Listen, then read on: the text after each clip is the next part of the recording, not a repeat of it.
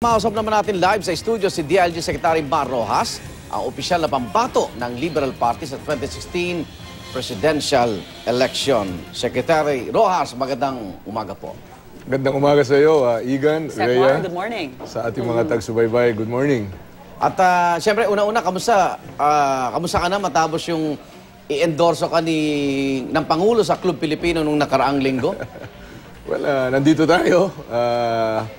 Sa kaninang umaga sa timbangan, parang gumagaan ako, no? Pero parang mabigat pa rin ang pasan sa balikat. Pero palagay ko kasama na rin yan.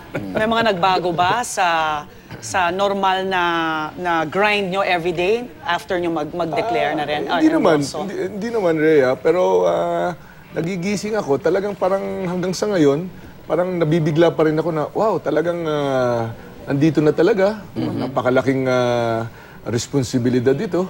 At panatag naman ang kalooban natin. Okay naman. Yung endorsement ba, di ba parang inaasahan mo na yun eh. Pero iba pa rin yung pakiramdam pag talagang binanggit na ng Pangulo na ikaw ang magmamana.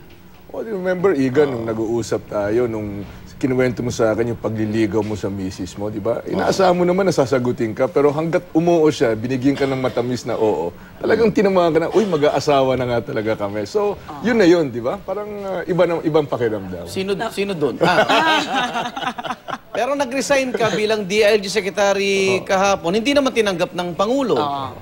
Nag-usap kami ng Pangulo kahapon. Dahil sabi nga niya, may gusto pa akong paggawa sa'yo, o kaya kailangan tapusin mo or maayos mong i-turn over.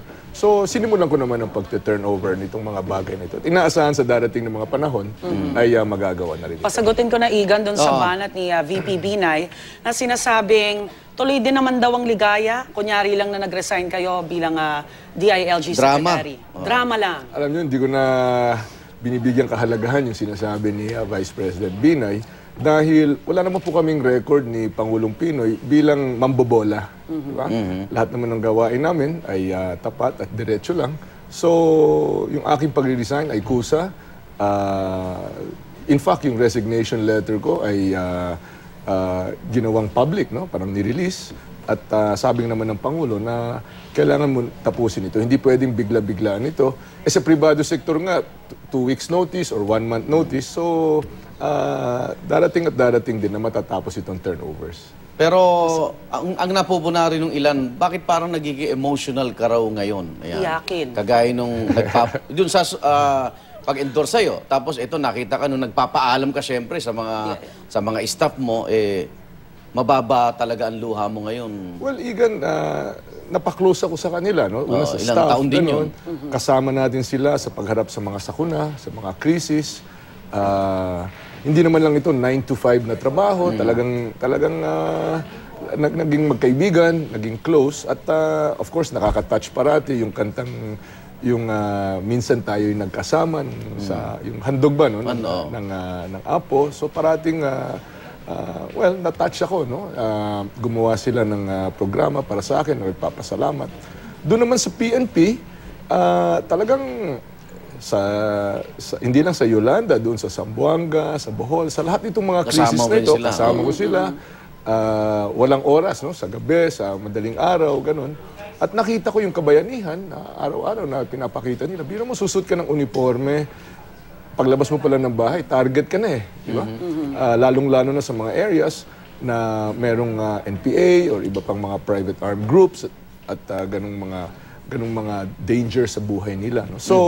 So maraming mga burol at paglilibing ang na-attendan ko. So alam ko kung gaano kahirap ang dinadaanan nila at naging close ako sa kanila. No? So yung official resignation mo hanggang kailan magiging epekto kung tatapusin mo yung pinapatapos pa ng Pangulo? Linggo, buwan, o...? Hindi ko alam. Siguro hindi nalalagpas ng ilang linggo yan. Okay. Pero sinong napipisal na papalito sa inyo? Kung may nire-recommenda ka ba? Well, may mga pangalan, no, na binigay tayo sa Pangulo para sa kanyang konsiderasyon. Pero at the end of the day, sa trust and confidence ng Pangulo yan.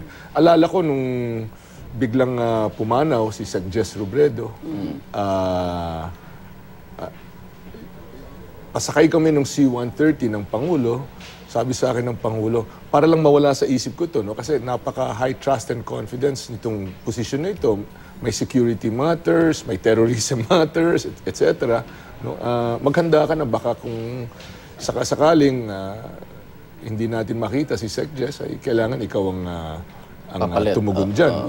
So, palagay ko na yun ang pinakamahalagang katangian dito, yung trust and confidence dahil nga seguridad ng bansa, kabahagi ng seguridad ng bansa ang kasama rito. Okay, ngayon naman election tayo, katandem. Yan, kailangan may vice presidential sabi ni Grace po, ni Senadora, hindi wala naman daw imbitasyon. Ano ba talagang kwento? In-invite niyo ba siya maging BP mo o Inimbita ko siya. Maging BP, binanggit niyo yung maging running mate? Ba't yung sinasabi niya, wala naman daw imbitasyon? At kung inimbita niyo siya, anong naging sagot niya? Siguro ito, scoop na rin ito sa unang hirit. No? Inimbita ho natin. No? Bukas po ang aming partido, bukas po ako. At inimbita ho namin si Senadora Grace po na sumama dito sa tandem nito, sumama dito sa ating movement, sa ating laban para ipagpapatuloy, pagpapalawak ng Daang Matuwid. Ano hong naging sagot niya?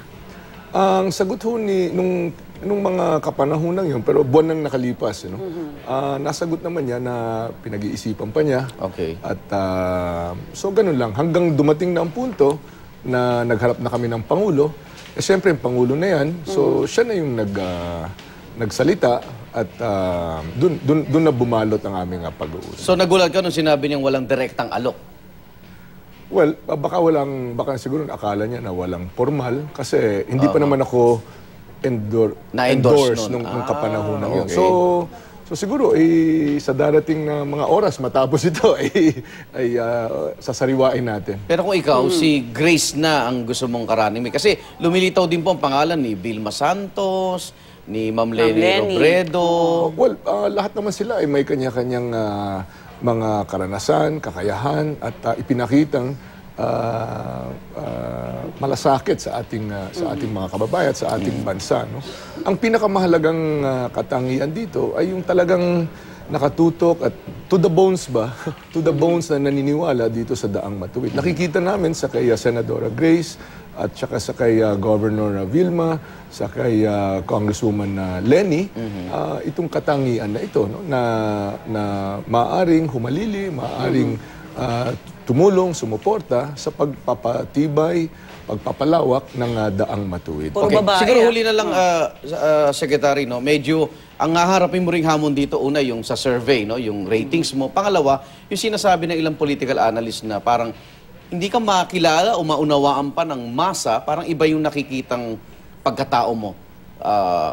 Taliwas sa mga nakakilala din sa'yo. So, paano mo haharapin to para makuha yung kanilang boto? Well, una, kaya may tinatawag na campaign period kung saan ka magpapakilala. No?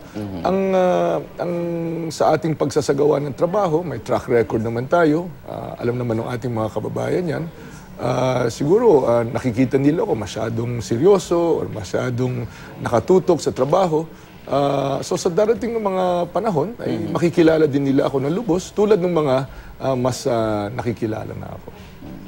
Alright. Maraming salamat po sa pagpunta ng personal at paggising ng umaga. Thank you very much. Sanay Marami pa kayo gagawin na ganito. Maraming salamat, DILG Secretary Mar Rojas.